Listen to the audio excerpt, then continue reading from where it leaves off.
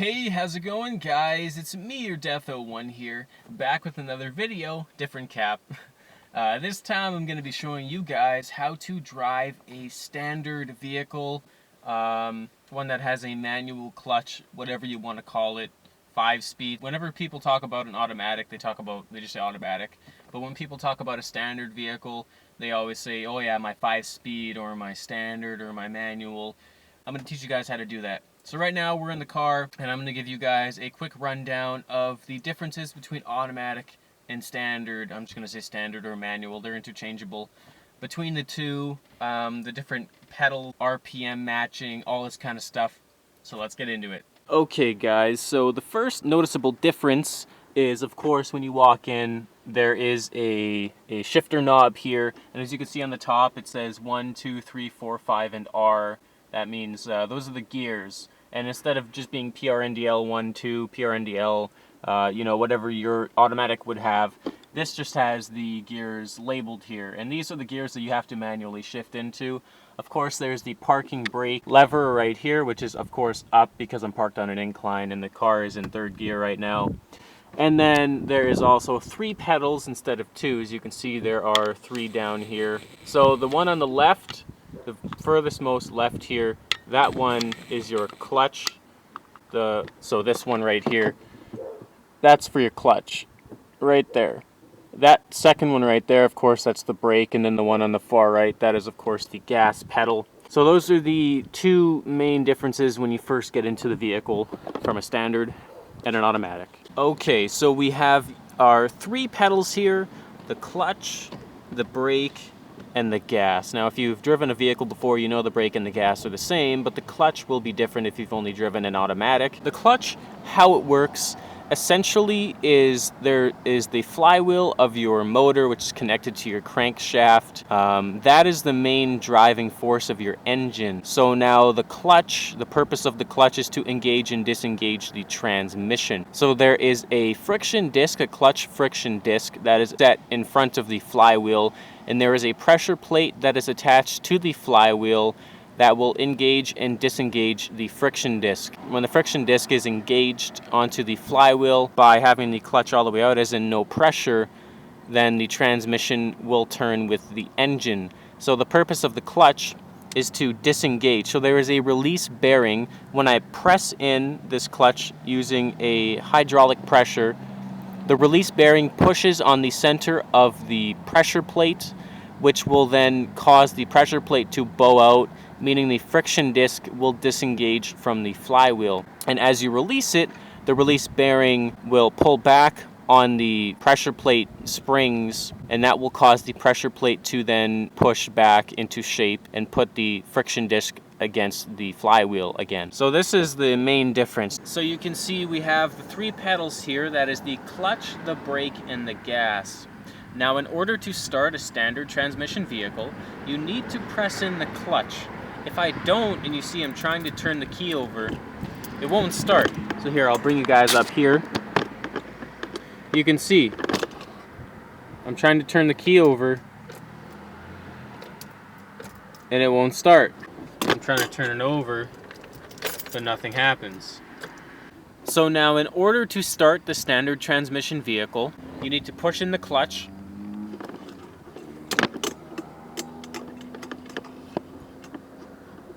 And then when you turn the key, the vehicle will run. And you can see now we are rolling, and if we give it some gas, you will hear RPMs climb.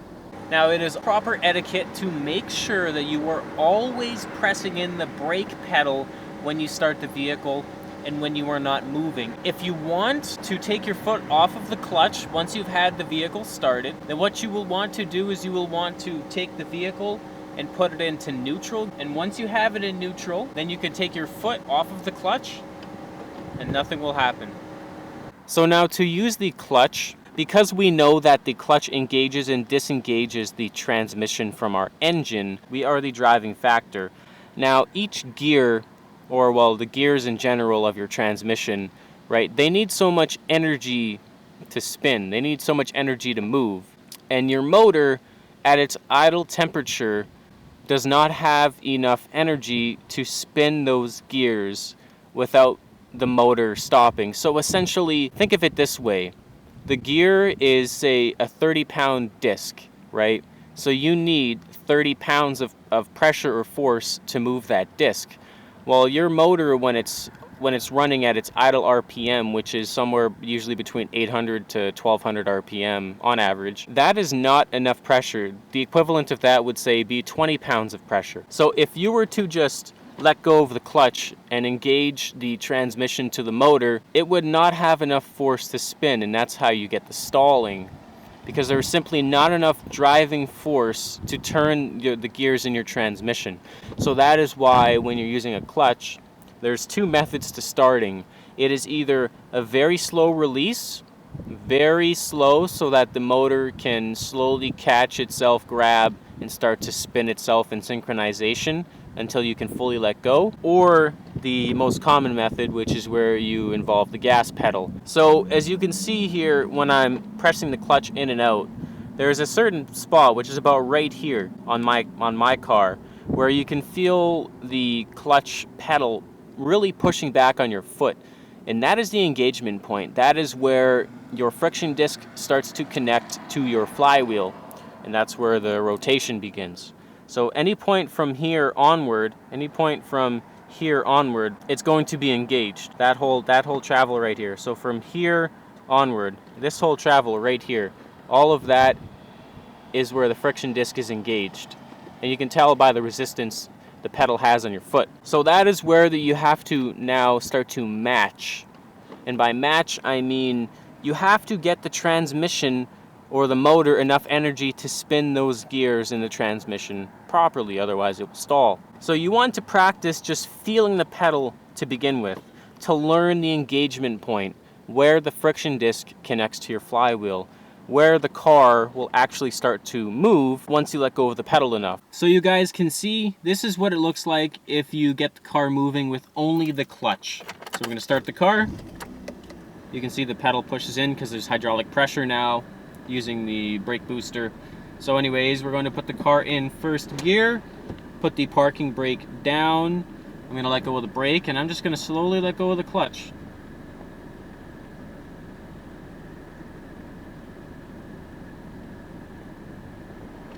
And we are now moving. Now to stop, push the clutch in and slowly press the brake like normal. Now this is starting the car with gas. A lot faster. So those are a bit of the basics. Now, once you start moving, that's when you get into actually upshifting and downshifting, changing gears, respectively. So when it comes to that, there are 3 different styles of driving you can do with a standard vehicle, manual transmission, whatever you want to call it. The first one is the fuel efficiency driver, and that means that you can, depending on your gear ratio, you can usually go a gear per 10 kilometers. So if you have a 5-speed, you could be in 5th gear at 45 to 50 kilometers, depending on the type of vehicle you have. If you want to drive for like the average everyday driver, where you want some fuel economy, but you also want to have a bit of power when you're driving, then normally you'll go about 20 kilometers per gear. So if you're driving in a 50 or 60 kilometer zone, you'll be in, say, 3rd gear. I like to get good fuel economy. I keep my car around 8.2, 8.3 liters per 100 kilometers. On the highway, it gets as low as 6. It just depends on how you want to drive. The other way to drive is the, for lack of other terms, racer. So if you like to rip around everywhere, I would say generally per vehicle, now this does vary, but generally per vehicle, you could go about 50 to 60 kilometers an hour, whatever that is in miles, say like 35 miles to 40 miles per hour per gear.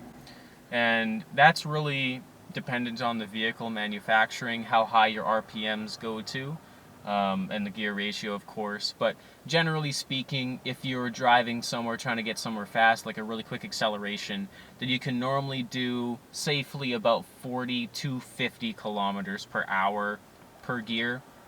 So realistically, you could be doing 80 or 90 in 2nd gear. but that's really starting to stress your motor and like your cylinders. That's creating too much heat in there, and it's a lot of pressure on your gears as well as your axles to have that much power going. It's not supposed to be going that high. So now shifting. When it comes to shifting gears, that is going through the number of gears you have. Mine's a 5-speed with reverse, so we just call it a 5-speed. That means there's 5 gears to go through. So 1, 2, 3, 4, and 5. Now, when you're shifting through gears, you want to press the clutch in, and that is going to allow you to take it out of the gear and move up to the next gear in uprising order. For upshifting and downshifting is the reverse, you go down the gears. So if you're in first and you're getting speed, once you get to about 20 kilometers an hour or more, depending on your style of shifting, your style of driving, then you're going to shift down into the next gear, which would be second, and then you will release the clutch, and then so on and so forth. So push the clutch in to go to third. You can see on the shifter knob here, there is 1, 2, 3, 4, 5.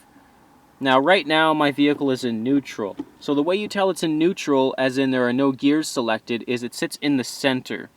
And if you know it's in the center, because you can sit here and you can shake it back and forth like this. You can wiggle it back and forth. If it's in a gear, you can't shake it back and forth. It's stuck. And every time that you take it out of gear, it is going to automatically drop back into neutral. So you can see I push the clutch in. I'm going to pull it out of first gear, like so. And is going to drop back immediately into the center. So you can now shake it back and forth. So now when you are driving a standard vehicle, it is important that you synchronize your shifting smoothly. So when I say synchronize your shifting, now in your transmission there are synchro rings. That is for matching the two different speeds between your transmission and your engine. So when you push the clutch in, that disengages everything. And when you put it into gear, you don't want to just let the clutch out like that, because that is going to cause the gears to not mesh properly. It's essentially like if you were to throw a stick into the spokes of someone driving a bike, right? It's just not going to work. They're going to collide, and it's going to clash, and you might even get some grinding, and you'll get a lot of clunking. So that is the purpose for the slow, graceful, easing release of the clutch pedal and the introduction of the gas. It's like a harmony, it's a balance. You have to find balance when you are putting your vehicle into gear and when you are changing gears. When I'm driving and I change gears, I'm going to push the clutch in to select the next gear up. And when I release the clutch, I'm going to release it slow so that everything has a chance to harmonize. Everything has a chance to balance. Now, I'm not going to release it that slow. This is just for an example, right? And that is the key part of driving a standard smoothly, is finding that balance of how fast to let out the clutch alongside how much gas to use. It will take some time. You will definitely suck at driving a standard for the first couple of weeks and even months. But the more you drive and the more you learn and the more you understand how your car works, the easier that you will have a time when you're driving your vehicle, especially when you get to inclines. Now, inclines are the hardest. That is basically where you have to be on the brake, of course, because you're going to roll. Every time you stop, you're on the brake. But when you're on an incline, if you're not very good at starting, then you could potentially roll back and hit another vehicle or stall your car a bunch of times, and that is not good. So you want to make sure that you prepare for inclines before you actually get to them. So if you're parked on an incline or driving on an incline like I am always at my house, because my backyard is an incline and I have to park on one, I've gotten pretty good at it, right? You get used to it over time. So the main thing to remember on that is, remember in the beginning when I was talking to you about that engagement point for your clutch, where if you leave it in gear and you turn the car on, I will show you right now actually, I'll turn the car on. So I have it in first gear, you can see, first gear, top left. So I have my foot on the brake and my foot on the clutch. When I start to let go of the clutch, and I'll show you with the RPMs, you see I'm releasing it. Right now it's starting to grab, so I can feel the car start to rumble a bit, and you saw the RPM drop a little bit because it's wanting to go, it's starting to engage, right? That's the point where you want to leave it at when you're sitting on the hill. You want to have it right before it engages so that you're not wearing away the friction pad on your friction disc or your flywheel. We want to have it right before it engages so that as soon as the car in front of you starts to move, you can then transfer from the brake and go right to the gas and hit the gas. And as you're hitting the gas, you want to give it a release of the clutch, and then that will get you rolling to ensure that you do not stall on a hill, because if you do, it's going to be embarrassing. 2, you might damage your vehicle. 3, you might roll back and hit somebody else. It's just not a good thing. So practicing your starting in a standard, especially on hills. If you can master starting on hills, then you can master starting anywhere. You've basically mastered driving a standard. So another thing that you can do if you're on an incline and you are uncomfortable, instead of using the brake to hold your car, you can have your foot either hovering the brake, and you could pull the parking brake up. In this way, when you start to go, then you can just hold the release because it's still engaged. The parking brake is still engaged when it's up like this. You can get it to where it's almost about to engage with the clutch, holding the brake, and then when you start to go, you can lower it and give it some gas while you still have the parking brake slightly engaged. So this way, you still have a bit of a brake, and then you can let go of the clutch and the gas and let go of the parking brake once you actually get rolling some. This is a more advanced method, and this is potentially more dangerous to your car because then you're technically trying to spin the wheels and break your wheels free while you have the parking brake engaged. So it is a little damaging if you do it incorrectly, but it is also another method to starting on a hill where you need to have the brake, but you just can't hold the brake of your car at the same time, so you can use your parking brake or emergency brake instead. And now one last thing to tell you guys, just so you know, is that every single gear has a certain RPM that it has to sit at based on the speed that you are going. So if you're in first gear and say you're going about 20 kilometers an hour, right, your RPM will be sitting somewhere around 3,000. That's about average. Let's say 2,500 to 3,000 RPM. That's about where it'll be if you're in first gear. And now second gear, if you're only going 20, then your RPM will be down at around 1,000, right? Now, if you're in, say you're doing 50 kilometers per hour in second gear, your RPM is probably going to be somewhere around 4,500 or 5,000. At least that's what it is about my car. Now, if you're in fifth gear doing 50, then your RPM is only going to be about 800. Maybe 1,000. Each gear has a different RPM that it has to be at based on the speed that you are going. And that is very important when it comes to rev matching and when it comes to upshifting and downshifting. Each car has its own specifications that it needs to be at. So make sure that you find out that information about your car, and the way you learn that is just by driving it. And now to finish it off, I'm just gonna give you guys some driving so you can see what everything looks like put together. I know it's a lot of information to take in at once, but just make sure you listen to the video a couple of times. If you have any questions, leave them in the comments below, and make sure that you practice. Don't get discouraged. Everybody sucks at it when they start. Don't worry, you're gonna stall your vehicle a lot of times, most likely, and that's okay. It's all part of learning. Just make sure that you get out there. Don't be discouraged. Take it slow. If you have anybody in your family that knows how to drive a standard vehicle, make sure you get them to give you a hand, just so that way you can have a bit of confirmation. And when you are practicing, make sure that you do it in a big empty parking lot with no poles around if you're scared of hitting anything, or in a field. Do it somewhere at night. Don't do it around other things, because if you're scared of hitting something, then that's also going to make you very anxious, and it's going to throw you off your game, and you're going to forget things. So make sure you're in the most comfortable environment that you can, and have fun.